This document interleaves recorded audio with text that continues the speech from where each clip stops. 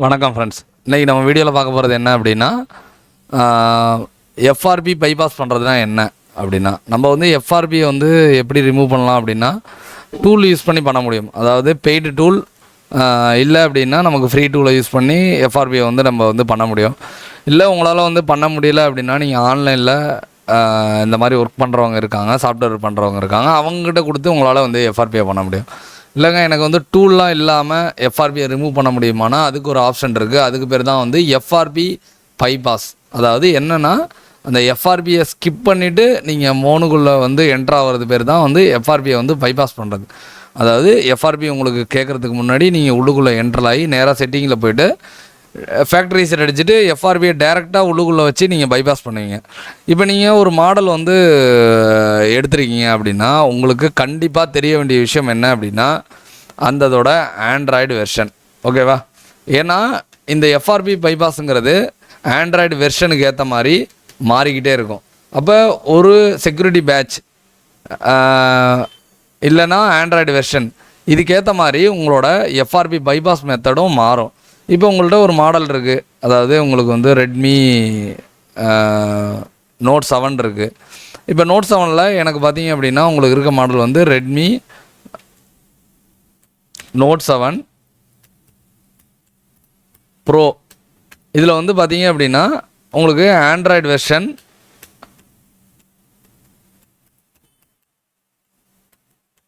11 இருக்குன்னு வச்சுங்க.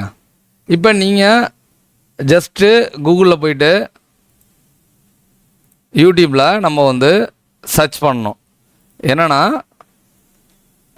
Redmi note 7 pro FRP bypass அப்படின்னு நம்ம போடுறோம் அப்படின்னா இதில் பார்த்தீங்கன்னா உங்களுக்கு நிறைய கேட்குதா, ஏதாவது எஃப்ஆர்பி பைபாஸ்னு கேட்குது. அதுக்கடுத்து எஃப்ஆர்பி பைபாஸ் 12.1 எம்ஐயுஏ வெர்ஷனு, அதாவது எஃப்ஆர்பி பைபாஸ் எம்ஐயுஏ 11 வெர்ஷனு, 2024 2025 எம்ஐயுஏ 10. அதாவது நீங்கள் ஆன் பண்ணும்போது எம்ஐயுஏன்னு காமிக்கும். இது பார்த்தீங்க அப்படின்னா உங்களுக்கு 10 இருக்கலாம், 11 இருக்கலாம், 12.5 இருக்கலாம். இதுக்கு ஏற்ற மாதிரி உங்களோட எஃப்ஆர்பி வந்து பார்த்தீங்க அப்படின்னா அந்த பைபாஸ் பண்ணுற மெத்தடுங்கிறது பார்த்தீங்க அப்படின்னா நமக்கு கண்டிப்பாக வந்து மாறும். இப்போ எக்ஸாம்பிளுக்கு நான் 12.5 கொடுத்துட்றேன் அப்படின்னா இங்கே பார்த்தீங்கன்னாவே உங்களுக்கு தெரியும், அதாவது பைபாஸ் பண்ணுறதுக்கு நிறைய மெத்தட் இருக்கும். இப்போ இதை வந்து நீங்கள் வந்து ரொம்ப வந்து ஈஸியான மெத்தட் சொல்லுங்கள் அப்படின்னா ஒவ்வொரு பைபாஸும் பார்த்தீங்க அப்படின்னா கண்டிப்பாக டிஃப்ரெண்ட்டாக இருக்கும். அப்போ பொறுத்த வரைக்கும் நம்மளால் ஒரே ஒரு பைபாஸ் மெத்தடை வந்து சொல்ல முடியாது. அதாவது நீங்கள் ஒரு நோட் 7 ப்ரோக்கே பார்த்தீங்கன்னா நீங்கள் 10ல் ஒரு மாதிரி இருக்கும், 12.5ல் ஒரு மாதிரி இருக்கும். ஏன் அப்படின்னா அவங்க அப்டேட் பண்ணுற செக்யூரிட்டி பேட்ச், அதாவது இப்போ நீங்கள் வந்து ரிமூவ் பண்ணுறீங்க பைபாஸ் பண்ணுறீங்க அப்படின்னா அடுத்த செக்யூரிட்டி பேட்ச் அப்டேட் ஆகிறப்ப செக்யூரிட்டி பேட்ச்னு சொல்லுவாங்க. அதாவது செக்யூரிட்டி பேட்ச் அப்டேட் ஆகும்போது இந்த மெத்தட் வந்து ஒர்க் ஆகாது. சரியா? அப்போ நமக்கு செக்யூரிட்டி பேட்ச் வந்து அப்டேட் இருக்கும்போது நம்மளோட இந்த எஃப்ஆர்பி பைபாஸ் மெத்தடு ஒர்க் ஆகாது. அப்போ நம்ம திருப்பியும் வேறு மெத்தடை வந்து நம்ம ட்ரை பண்ணுற மாதிரி இருக்கும். ஓகேவா? அப்போ ஆண்ட்ராய்டு வெர்ஷனுக்கு பொறுத்தும் நம்மளோட எஃப்ஆர்பி பைபாஸ் மெத்தட் வந்து மாறும். உங்களோட செக்யூரிட்டி பேட்சுக்கு ஏற்ற மாதிரியும் நம்மளுக்கு மாறும். இப்போ லேட்டஸ்ட்டு செக்யூரிட்டி பேட்ச் இருக்குது, ஆண்ட்ராய்டு வெர்ஷன் வந்து 15 இப்போ லேட்டஸ்ட் வந்துருக்குது. அதோட செக்யூரிட்டி பேட்செல்லாம் பார்த்தீங்கன்னா அவ்வளோ சீக்கிரம் வந்து நம்மளால் பைபாஸ் பண்ண முடியாது. ஓகேவா? டூலில் ஓடுறதும் கொஞ்சம் சிரமமான விஷயமாக தான் இருக்குது. அப்படிங்கிறப்ப இந்த எஃப்ஆர்பி பைபாஸ் அப்படிங்கிறது என்னென்னா நம்ம டைரெக்டாக நாமளே வந்து பண்ணுறது தான். இதை வந்து நம்ம வந்து யூடியூப்பில் நிறைய மெத்தட்ஸ் வந்து இருக்கும்.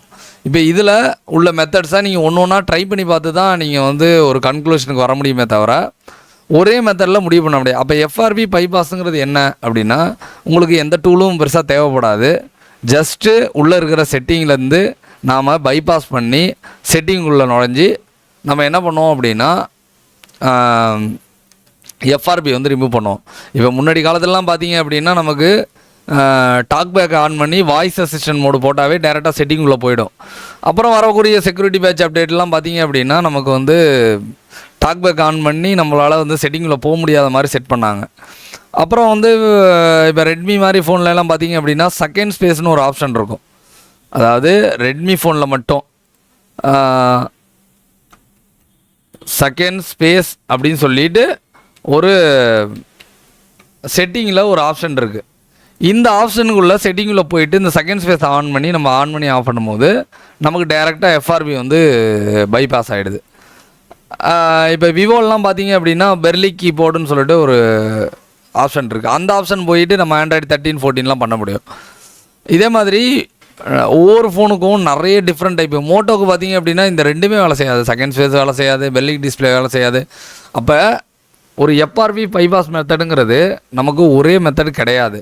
அப்போ எஃப்ஆர்பி பைபாஸ் வந்து பண்ண முடியுமா அப்படின்னா, இப்போ வரைக்கும் பார்த்தீங்க அப்படின்னா விவோ, ஓப்போ, ரெட்மியெல்லாம் பண்ண முடியும். சாம்சங் பண்ணுறது வந்து கொஞ்சம் ரொம்ப வந்து டிஃபிகல்ட்டாக இருக்கும். ஆனால் பார்த்தீங்க அப்படின்னா ரெட்மி பண்ணுறது கொஞ்சம் ஈஸியாக இருக்குது. விவோ இதெல்லாம் பண்ண முடியும். எல்லாமே ஆக்சுவலாக வந்து 14 வரைக்கும் நம்ம வந்து பண்ணி பார்த்துருக்கோம். ஆனால் இதில் வந்து எஃப்ஆர்பி பைபாஸில் ஒன்றே என்னென்னா, உங்களோட மெயில் ஐடியை நீங்கள் வந்து மெயில் ஐடியில் உங்களோட வைஃபை பாஸ்வேர்டை நீங்கள் கனெக்ட் பண்ணுற மாதிரி ஒரு சுச்சுவேஷன் வரும்.